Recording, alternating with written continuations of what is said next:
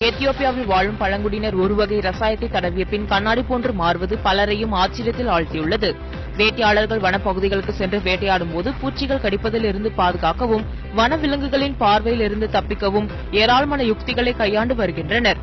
இந்நிலையில் எத்தியோப்பியாவை சேர்ந்த பழங்குடி ஒருவர் ஒருவகை ரசாயனத்தை உடலில் பூசியவுடன் அவர் கண்ணாடி போல் மாறி அனைவரையும் ஆச்சரியத்தில் ஆழ்த்துகிறார்.